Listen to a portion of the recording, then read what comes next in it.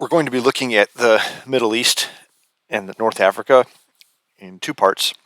It's a complex region, like all ones are, but there's some extra levels of complexity I thought that made it worth dividing into two parts. First of all, the Middle East, much of it, as your reading talks about, is it's dry, it's difficult to farm, much of it, really except for the Nile Delta, which is right here, this dark red area in northeast Africa, and also some other areas. The population density, you can see here on the map, it's got some fairly low population density areas, like the Sahara Desert here in North Africa.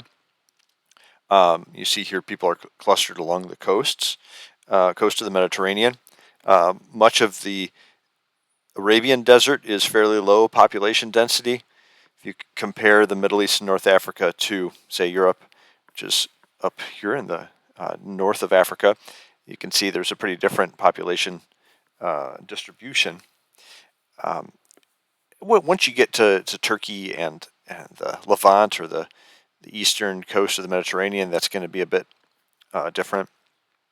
Iran is a little more heavily populated, but it is dry. It's difficult to farm much of it.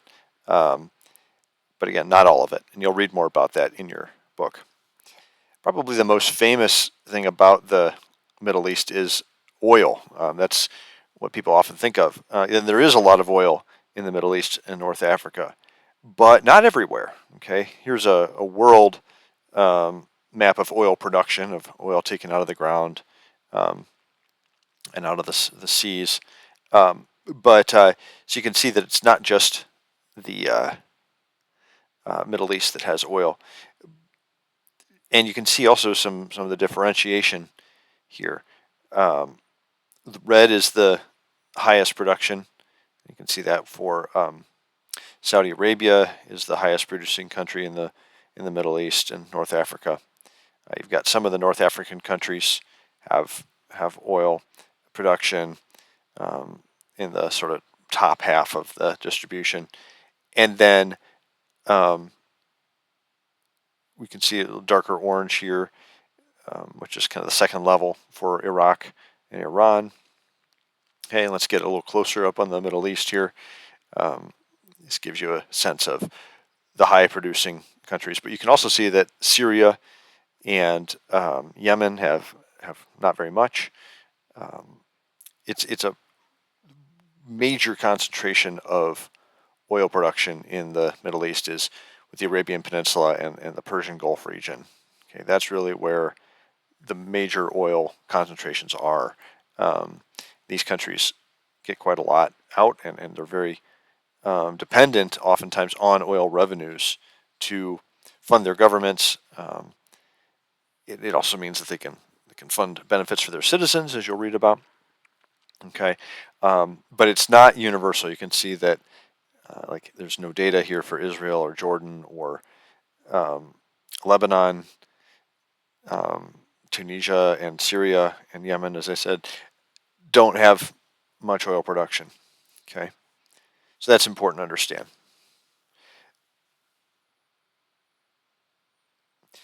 The Middle East is also an area of great religious and ethnic diversity.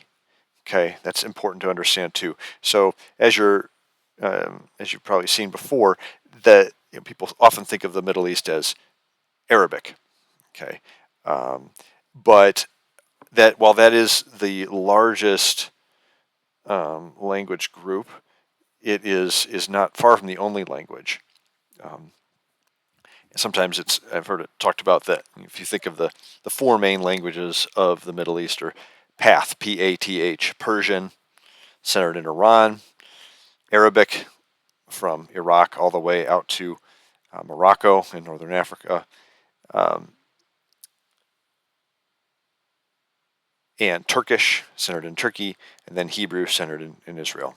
This would be maybe the four main languages of the Middle East. You can also see there are a lot of ethnic groups. Okay, you can think of the Kurds. Okay, here you can see in dark red, Jewish people in Israel and Palestine, Palestinian territories, the um, Arabs of various um, countries in yellow. So there's a lot of different ethnic groups, Persians and others. It's not all Persians in Iran. Okay, Afghanistan famously ethnically diverse. You have the Turks in dark green. There are many different groups, and that's important to understand. Here we have Azeris, Azerbaijan, okay, just outside of what we would usually consider the Middle East, but in the Caucasus region. And then religious diversity too. Again, people often think of the Middle East as Muslim. Okay, well, yes, that is the largest religious group, but um, there are also um, a lot of different religious groups and even divisions within Islam. Okay, the major religious division is the Sunnis and the Shiites, but within those there are different groups, um, and there are groups that are related to Islam. Probably the most religiously fragmented area in the Middle East is going to be Syria and Lebanon, or the Levant. Lebanon has something like 17 different recognized religious groups that fit into its political system too. Um, Syria has many, despite the fact that it's a majority Sunni country. There are also the Druze that are kind of divided between Israel, Lebanon, and Syria that are somewhat related to Islam. There are the Alawites, which the regime of Syria is an Alawite, comes from Alawite regime. Um, there's just a lot of different ethnic groups in this area. You get a little bit of a sense of that from this particular map. Um, Here we have a map of the religious composition of the Middle East um, as a whole. Or again, doesn't include North Africa, but it includes the classic kind of Middle East region. An example of how this can work out on the ground is during the Iraq War. One of the major divides in Iraq is between the Sunnis and the Shia Muslims. And in 2005, you could see a lot of there was um, different neighborhoods, oftentimes in Baghdad, that were sorted by, or, mostly Sunni, mostly Shia, and how that changed during the um, Civil War period, the kind of the height of the Civil War, the ethnic violence, ethnic cleansing, religious cleansing that took place in 2005 to 2007, as you had a lot of death squad and bombing activities that were taking place. Okay. Um, One thing to understand about the Middle East is that while there is a lot of religion is important, we shouldn't necessarily say, well, it's all about religion. Religion is everything. Um, because religion is not simply um, a set of beliefs, but it also has a lot to do with family. It's oftentimes on like your ID card. If you're a citizen of a Middle Eastern country, your religion will be on there. And people who are identified as various types of Christians or various types of Muslims are not necessarily um, going to believe everything about it. A lot of it has to do with what family they're born into and everything. So it's religion is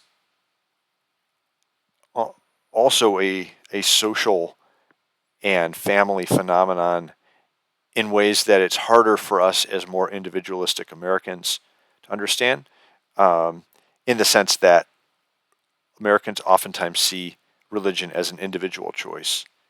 And I don't think that's the way most Middle Easterners would see it. Okay, but there's other things going on besides religion. There's nationalism, including Israeli Zionism, right? The Jewish nationalism.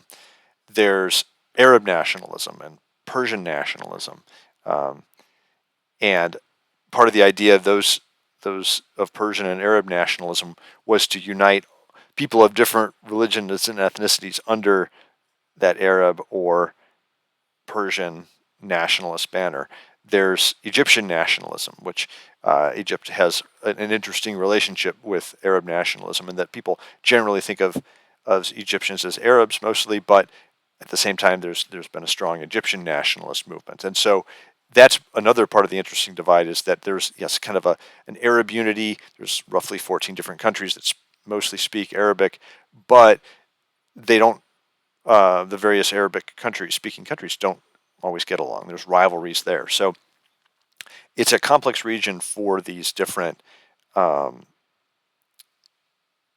cross cultural, cross boundary cooperations and competitions. It's also a lot of times there's going to be tribal and family rivalries and loyalties that are available too. Um, and then even states that you might think might get along, like countries that might get along based on their common religious um, heritage, they don't always, right? So there's state interests. Governments um, acquire their own interests, and they don't always um, align with the religions of their people. I mean, for example, uh, most people in Bahrain are Shia Muslim, but they've got um, a ruler that is Sunni. Qatar is mostly Sunni, but oftentimes drives a lot of other Sunni monarchs and other rulers nuts because of its more aggressive support of militant groups. Um, it's not always as easy to figure out which groups are going to be allied with other groups. Okay, and we'll talk more about that as time goes on.